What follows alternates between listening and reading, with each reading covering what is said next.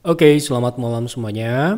Ya, ini Aftok edisi 18 Januari 2023. Seperti biasa, malam ini kita akan berikan update market, IHSG, dan saham-saham yang sudah masuk di kolom komentar. Ide-ide dari Bapak Ibu semua. Ya, terima kasih untuk Bapak Ibu yang sudah memberikan ide, berkontribusi untuk pembahasan di Aftok malam ini. Silakan apabila ada saham yang menarik lainnya dan ingin dibahas di F-Talk selanjutnya, Bapak Ibu langsung isi di kolom komentar F-Talk edisi 18 Januari ini. Ya, silakan isi sahamnya apa dan kenapa saham tersebut Anda pilih untuk dibahas. Baik, kita langsung masuk ke pembahasan awal yaitu IHSG ya. Oke, kita lihat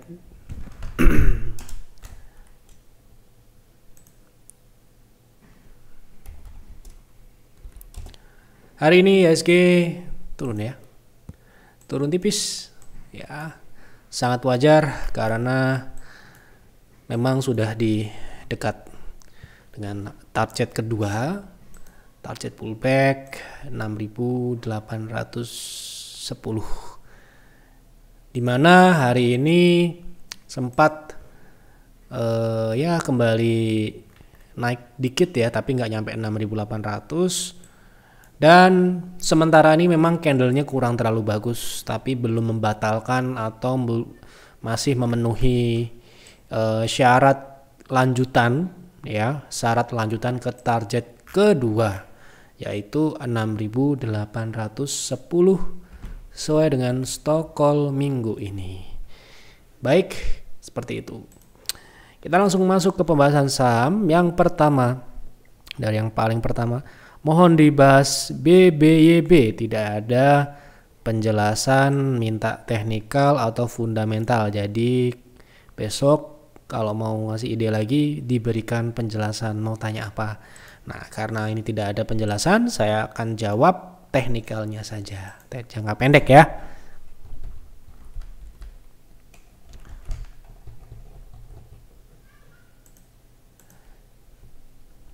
Baik, ini BBYB downtrend ya, downtrend, dan saat ini sepertinya sedang konsolidasi ya.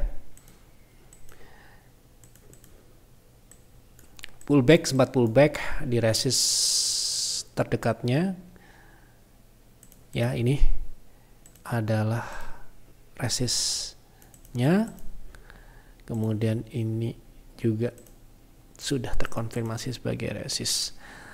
Dan saat ini potensi selanjutnya ini kemungkinan masih akan downtrend dalam jangka menengah sementara ini ya, karena di bawah sini nampaknya ada beberapa gap terbuka, yaitu di 580 terdekat, yang kedua ada di 460-an, di bawah 500. Jadi sementara ini teknikalnya cenderung ke konsolidasi dan dikonfirmasi oleh turunnya transaksi ya.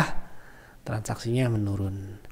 Nah, jadi kalau Anda mau trading untuk swing, memang segera ya hati-hati kalau dia breakdown ke bawah dan menguji kembali level 600-an ini, karena kalau ditembus ini akan meluncur ke bawah, ke gap-gap di bawah seperti itu. Sementara ini untuk BBB, nah ini juga nih sama nih dari Bu Novi. Besok kalau mau kasih ide, kasih penjelasan, keterangan mau tanya apa ya. Ini RC, saham RC, saya bahas teknikalnya saja.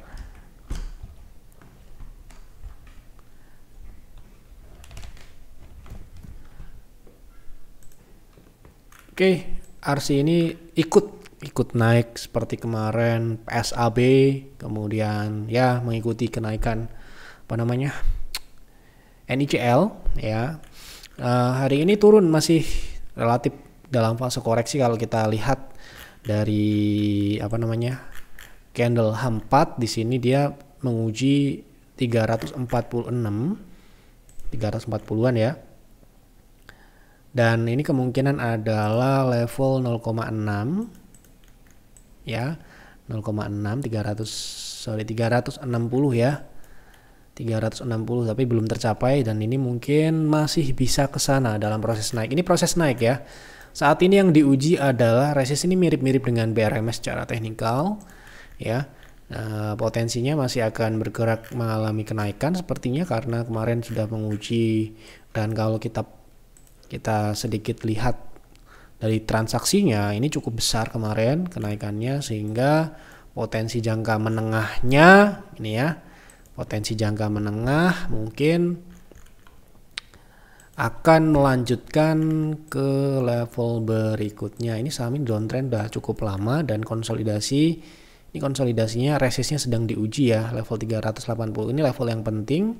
Kalau kita lihat di time frame weekly memang masih dia di bawah EMA 60 ya, dan makanya ini adalah pengujian. Kalau dia berhasil tutup di 380 ini potensinya akan menguji EMA 60 yang berada sementara ini di 422. Jadi sementara ini potensinya menguji sekitaran EMA ini ya. Ya, jadi potensinya yaitu di 450 ya. Secara teknikal sekarang ini masih berproses menuju ke sana. Lanjut, tolong bahas saham Gia. Apakah layak ditambah di harga yang lebih rendah saat ARB punya di harga 120-an untuk jangka 1 bulanan? 1 bulan itu lama ya. 1 bulan itu lama loh ya. Jadi ya 1 bulan berarti kan ada hold 20 harian ya gitu. Sedangkan Gia ini kan saham baru buka suspend, dan suspendnya bukan sembarangan suspend loh ya, ini masalah ya. Dan teknikalnya ini mengarah ke 50 loh ya. Ini bahkan kalau 50-nya tidak dibatasi mungkin bisa lebih rendah ya secara teknikal. Ya wajar ya. Ini sudah pernah kita bahas waktu terakhir kita bahas 2021 ya, 2021. Kemudian waktu itu sempat jadi kontroversi gara-gara cover atau thumbnail kita pesawat jatuh gitu ya. Banyak orang tuh menilai itu apa ya, menggambarkan sebuah kengerian dalam artian pesawatnya ngeri. Padahal kita membahas adalah konteksnya adalah membahas harga sahamnya.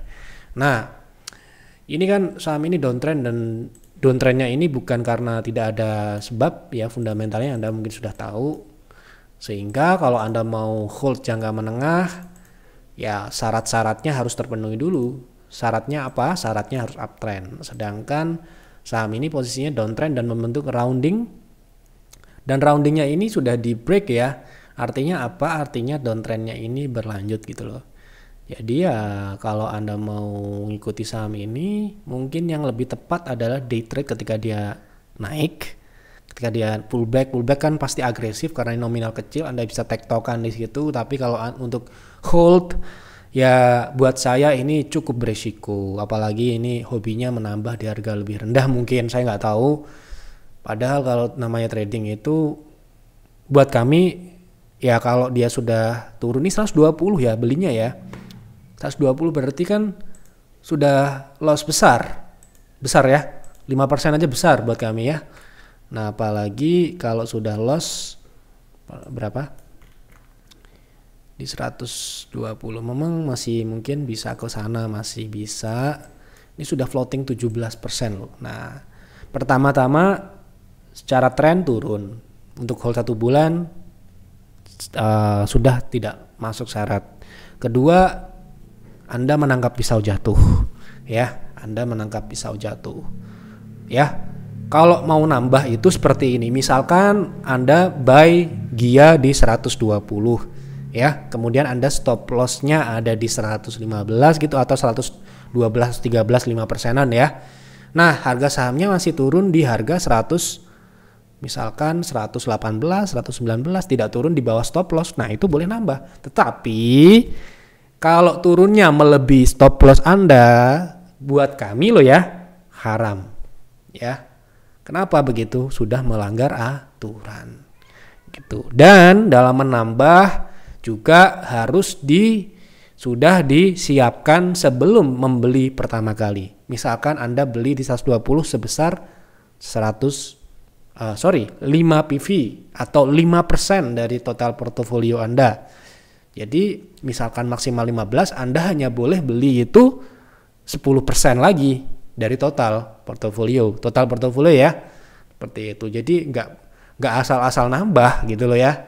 Ini yang berbahaya dan membuat banyak orang ya pensiun ya. Terpaksa pensiun karena duitnya habis buat averaging down.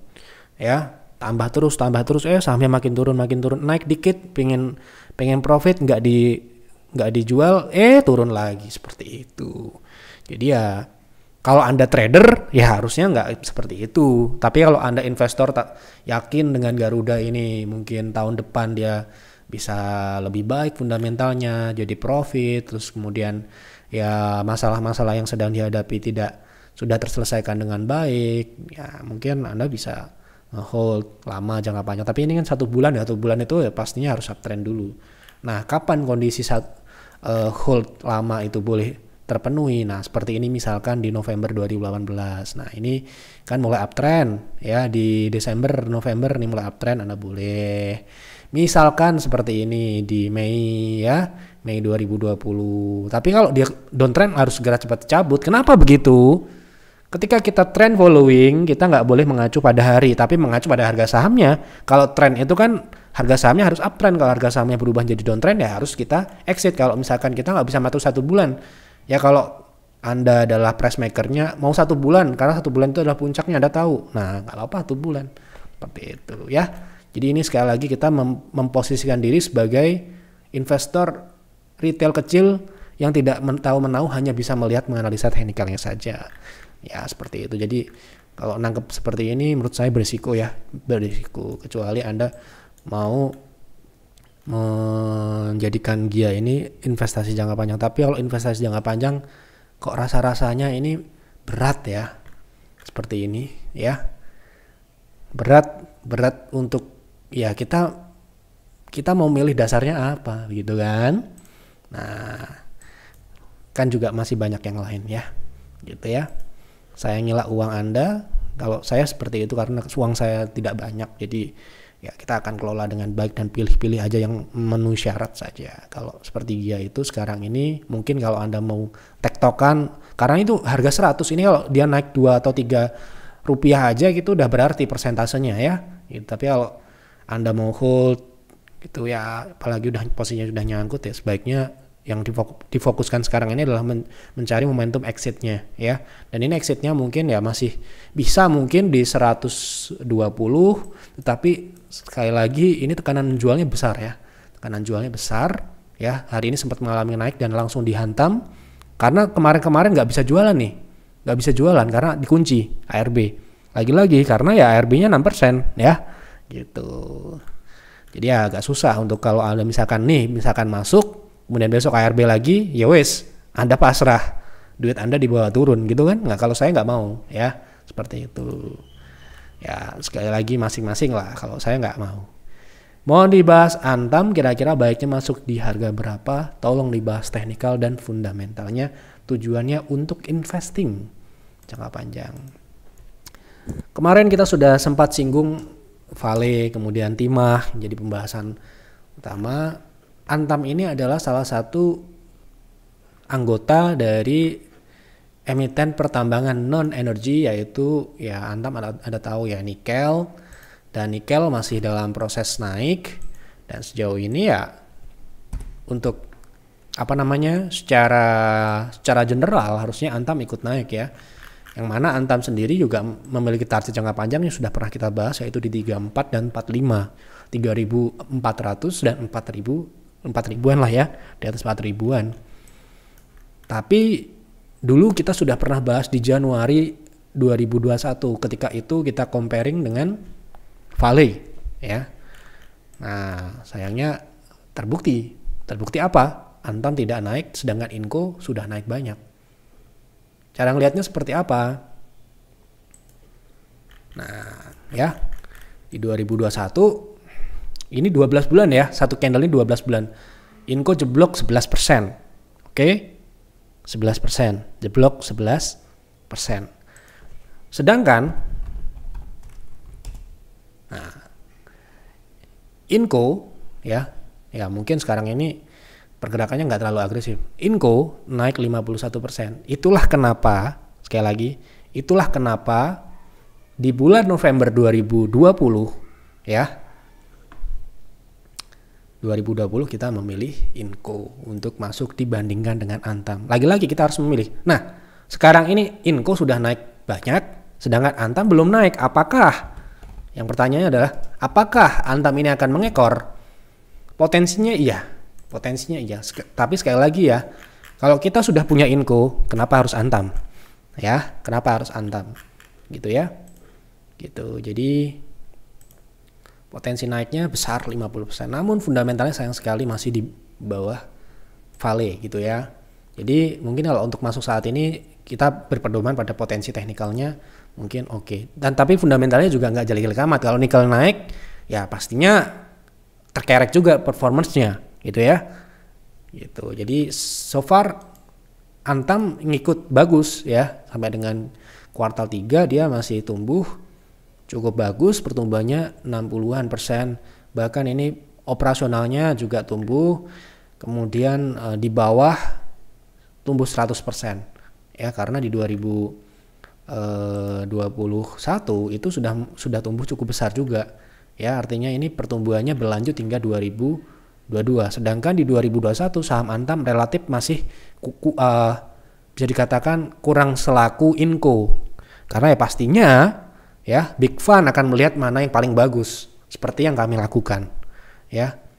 Jadi kalau kita mau fokus ya pastinya akan memilih di ranking mana nomor 1, nomor 2, nomor 3. Kalau nomor 1 sudah naik sekian, berarti kita harus mau tidak mau, suka tidak suka, kalau kita mau memilih yang masih potensi naik ya seperti Antam ini ya, seperti itu. Sudah ada pembahasannya kalau Anda cek di Telegram. Waktu itu kita bahas, saya tunjukkan ya. Karena pentingnya Anda mengikuti Yeftalk ini dan Anda rutin untuk melakukan pencatatan supaya Anda bisa mengikuti proses belajarnya. Ini ada proses belajar ya, tidak semua prediksi juga benar, ada yang salah juga. Ya, dan Anda bisa mengoreksi apa yang kurang tepat dan apa yang cocok buat Anda gitu ya. Jadi misalkan seperti ini, kita ngambil case compare dengan Inco atau Altin kemarin ya. Nah, kita jadi tahu kenapa kok Yef memilih Inco dibandingkan Antam waktu kemarin ya. Nah, ini akan berbeda kondisi apabila kita belum punya Inco. Mungkin sekarang ini kita akan masuk. Ini juga menjawab pertanyaan banyak orang ya, member-member baru yang tanya kenapa kok Antam nggak diakumulasi gitu ya. Padahal di Yeftalk dibilang emiten mineral masih akan bergerak naik gitu ya. Nah, kita sudah punya Inco, buat apa beli Antam? Ini ya. Ini kita masuk di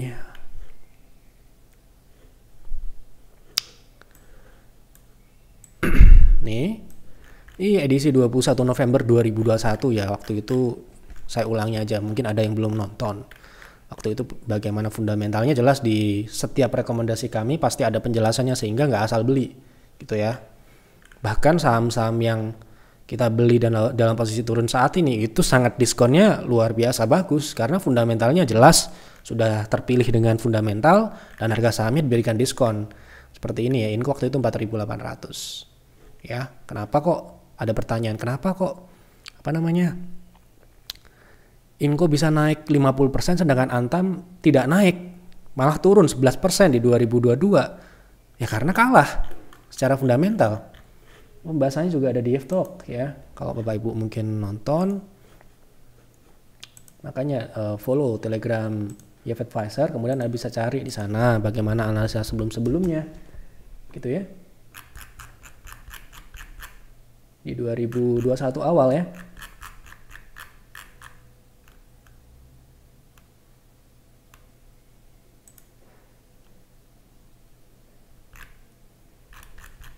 sorry 2022 ya, 2022 awal ya.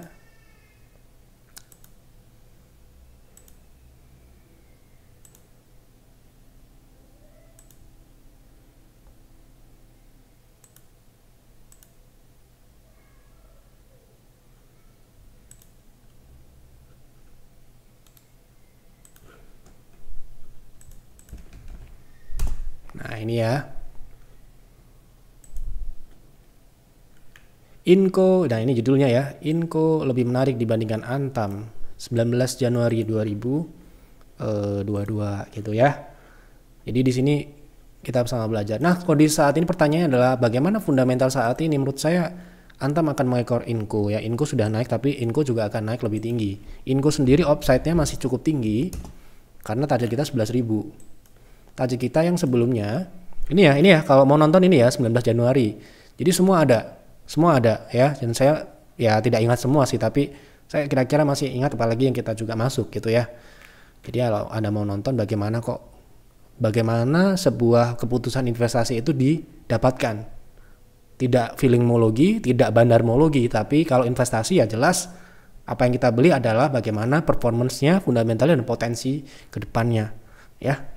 Gitu. Nah ini bisa dipelajari dan dilihat kenapa kok Inco naik 50% sedangkan Antam di 2020 kemarin turun 11% malahan gitu ya. Nah Inco sendiri target kita sudah tercapai, ada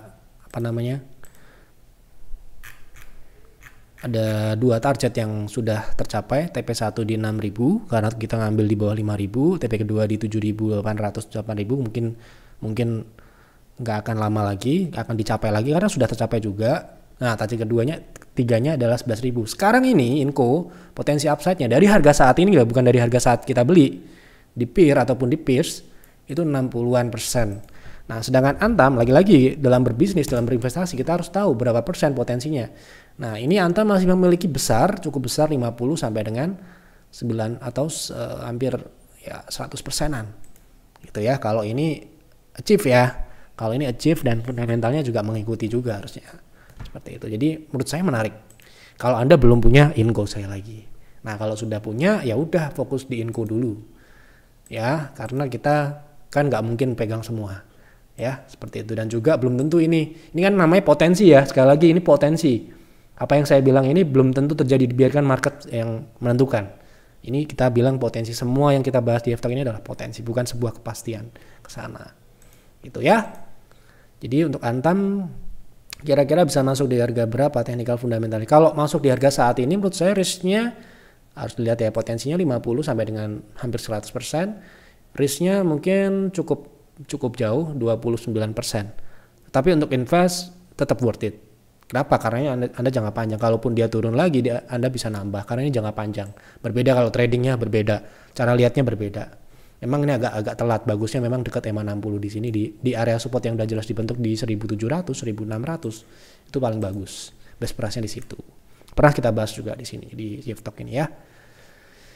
Terima kasih atas bedah sahamnya Pak Yev. Beberapa hari yang lalu sudah dibahas Telkom. Bagaimana dengan ISAT? Mana yang lebih aman untuk invest jangka menengah? Manakah yang potensi rewardnya lebih menjanjikan? Makasih sebelumnya, semoga makin maju channel YouTube-nya. Terima kasih atas doa-doanya dan dukungannya. Pertama-tama sekali lagi, tidak ada investasi yang aman. Oke? Apapun itu, mau invest di BCA, mau invest di Bumi, ya, semua berisiko, dan aman atau tidak itu tergantung kita, kedisiplinan kita. Ya, cara kita transaksi yang membuat kita aman ya gitu. Jadi bisa aja Anda invest di Telkom, bisa aja loss, sedangkan di ISAT bisa aja profit seperti itu. Padahal Telkom fundamentalnya bagus misalkan.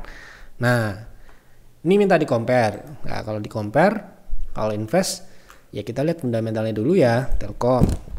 Tapi kalau Telkom udah jelas dia leader ya, udah jelas leader, ya jelas dia akan mendominasi ya, pertumbuhannya mungkin tidak akan sebesar dan se-volatile ISAT. Ya, dia lebih cenderung ke konservatif, pertumbuhan yang ya aman. Ya pertumbuhannya tipis ya, turunnya juga tipis, tapi dia konsisten. Ya, ini tipikal defensif. Kalau menurut saya ya, defensif itu mungkin ada pengertiannya adalah bisnisnya yang sudah masuk ke mengarah ke mature. Mature itu adalah pertumbuhannya masih ada tapi tidak sebesar yang perusahaan yang sedang growth, ya, mengejar growth, pertumbuhan. Nah, sedangkan ini memang dia tumbuh tapi tidak akan sebesar perusahaan-perusahaan yang mungkin masih belum stabil gitu ya. Ini udah stabil jelas ya gitu, dan dari atas sampai bawah ya, dan ini kemungkinan untuk 2022 ini agak turun ya, agak turun, dan seperti itu. Jadi untuk pertumbuhan saya rasa tidak akan sama dengan ISAT. Coba kita cek ya, ISAT.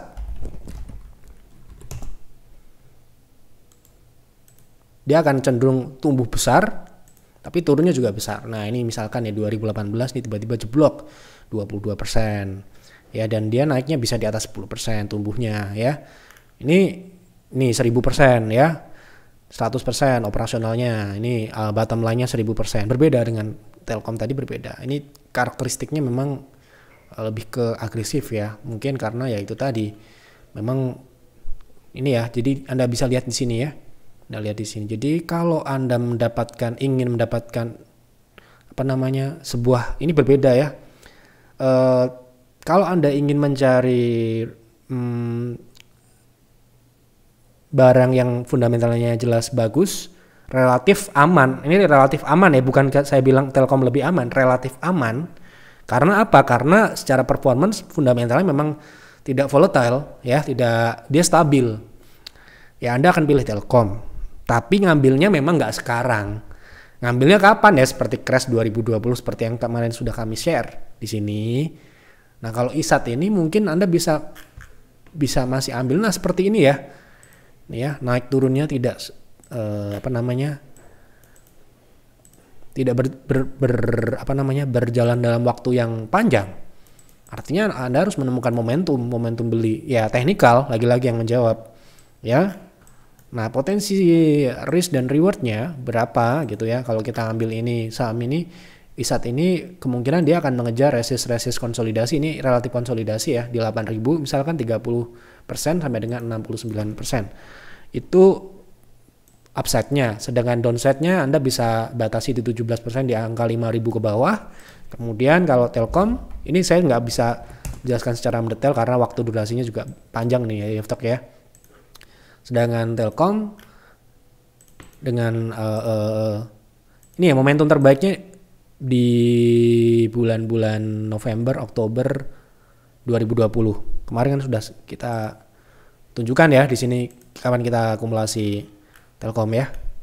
Gitu. Jadi kalau Anda masuk di situ ya jelas bagus ya, jelas bagus dan Anda dapat barang bagus di waktu yang tepat. Tapi ini masalahnya tidak setiap tahun, setiap waktu ada masalahnya. Nah, sekarang ini untuk Telkom sendiri ya relatif upside-nya di bawahnya ISAT 24%, dengan downside Anda bisa proteksi di angka 8%. Nah, ini kalau Anda melihat jangka panjangnya lagi, upside-nya tidak hanya di situ ya.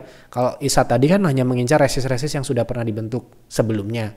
Nah, kalau dia bisa tumbuh lanjut, Telkom ini bisa ke 6.000-an dalam jangka panjang itu 62%. Jadi ini berbeda memang ya. Kalau melihat dari Telkom saat ini memang dia akan cenderung koreksi dulu. Mungkin akan bisa Anda dapatkan di harga yang lebih rendah tapi tidak akan sebagus di 2020 bulan Oktober November ya. Gitu. Oke. Cukup ya karena durasinya cukup panjang ini ya. Sekarang ini sudah 29 menit masalahnya.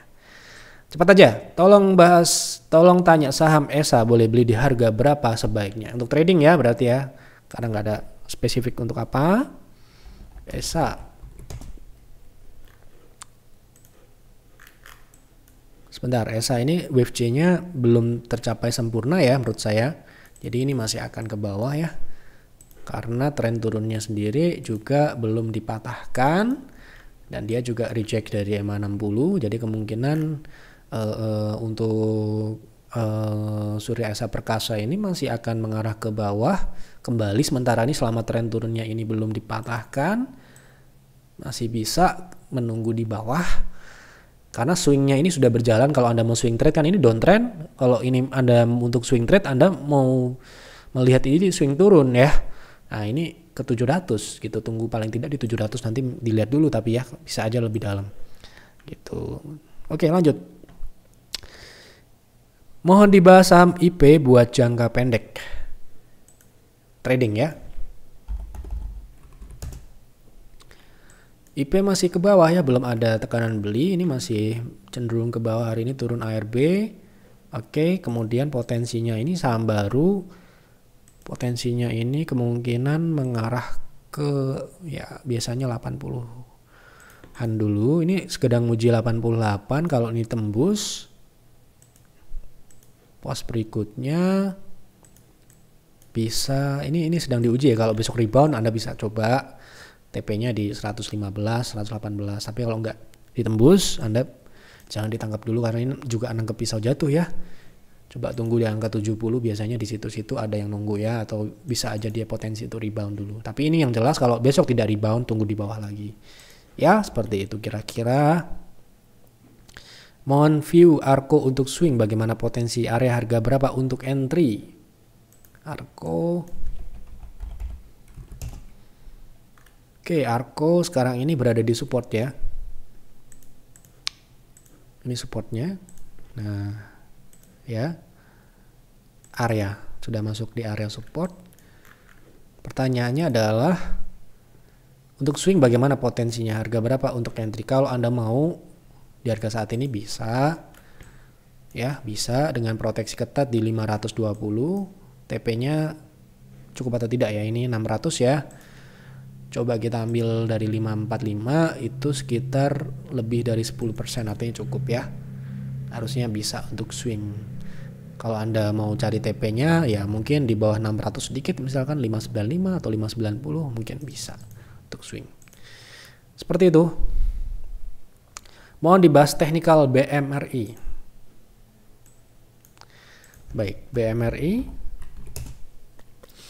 sudah mencapai target pullback dan harusnya ini mungkin akan menguji lagi besok, karena indeks juga kalau dia turun bahaya juga. Indeks artinya belum mencapai 6810 ya, sedangkan ini BMR ini yang bawa indeks naik kemarin ya. Jadi mungkin dia akan bergerak konsolidasi dulu di 98 dengan potensi penurunan. Setelah pullback sudah tercapai, kita bisa tunggu Bank Mandiri dengan ada gap di bawah di 89, kemudian ada di 85 ya, di 8.500. Saya melihat potensi jangka pendek untuk Bank Mandiri, jangka pendek menengah bisa menunggu di 8.500 sementara ini. Berikutnya mohon dibahas fundamental Big 3 GPO, TAPG, SSMS, ALI untuk investasi jangka menengah. Kita ambil salah satu TAPG.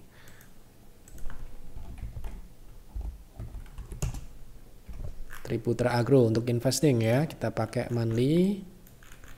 Ini masih konsolidasi, kemarin kita sudah bahas ini resist 750, support 585. Sekarang ini mengarah ke support. Fundamentalnya relatif bagus, pertumbuhannya relatif oke ya. Kemudian di 2022 ini kemungkinan tumbuh lanjut baik dari atas sampai dengan bawah. Dari sisi profitabilitas sebenarnya kita sudah pernah bahas juga ini ya. Cukup bagus di angka 20 ke atas untuk NPM-nya. Jadi untuk jangka panjang kalau dapat support ini ya cukup bagus. Kalau apalagi kasih diskon lagi mungkin di 555, oke ya. Oke, seperti itu. Mohon maaf tidak bisa panjang-panjang. Agro secara teknikal.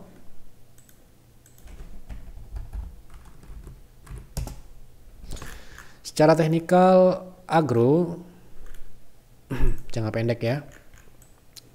Downtrend masih. Ini mungkin pullback dulu di 394 dan lanjut turun ke bawah, supportnya di 290 atau 300 ya. Gitu. Ini sekarang ini masih koreksi dari tren turun atau yang dinamakan pullback. Pullbacknya terdekat di 394. Kalau nggak bisa ya berarti lanjut turun ya, seperti itu.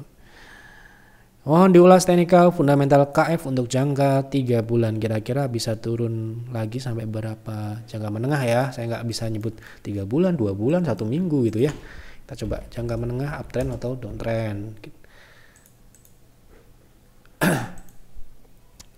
Teknikal fundamental berarti untuk investing. Fundamentalnya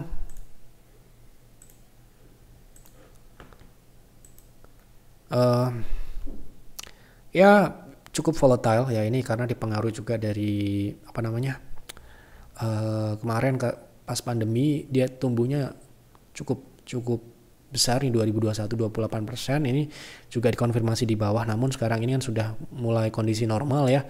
Saya lihat ini penurunan dan ini kok minus ya, sepertinya di 2022 ini minus ya, dilihat dari kinerja 2022 kuartal 2 ini jeblok banget ya. Dari sisi operasionalnya juga ini ya sudah dilihat dari pos nomor 3 udah jelek. Mohon maaf ya, ini downtrendnya ini mungkin akan berlanjut sampai dengan 500 ya. Sepertinya untuk jangka menengah loh ya, nggak besok ya. Oke. Mohon pembahasan Saratoga, support dan resistnya di berapa? Pertanyaan yang sangat mudah. Ya. Konsultasi yang seperti ini juga banyak ya, jadi kita nggak terlalu repot-repot. Nah, harusnya konsultasi itu kan mengarah ke strategi. Bagaimana strategi di Saratoga saat ini? Untuk swing kah? Nggak apa-apa, tapi kalau pertanyaan seperti ini kita akan lebih ringan untuk menjawab. Supportnya di 2310, resist terdekat di 2500. Oke, lanjut. Tolong tanya Doit untuk trading, sudah waktunya masuk, potensinya bagaimana? Terakhir ya ini ya. Untuk malam ini, untuk GaveTalk edisi kali ini, Doit potensinya pullback ini ya, downtrend. Downtrendnya ini kemungkinan akan cenderung mengarah ke 230, kemudian potensi pullbacknya saat ini yang masuk akal dalam jangka pendek ini mungkin akan mengejar 0,2 dulu. 0,2-nya kebetulan berdekatan dengan area yang cukup kuat di 300 ya, 300 sampai dengan 312. Seperti itu. Oke, sudah terjawab semua. Cukup panjang untuk GaveTalk malam ini. Terima kasih Bapak Ibu yang sudah memberikan ide cukup banyak. Ya, semoga GaveTalk dapat memberikan manfaat, informasi yang menguntungkan untuk Bapak Ibu semua. Selain itu juga ada edukasi yang meskipun tidak secara khusus kita edukasi, tapi sesuai dengan case yang ada.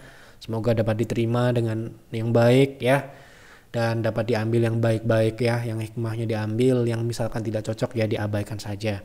Karena ya ini namanya prediksi, namanya analisa, mungkin ada perbedaan pandangan dan sebagainya, itu hal yang wajar ya.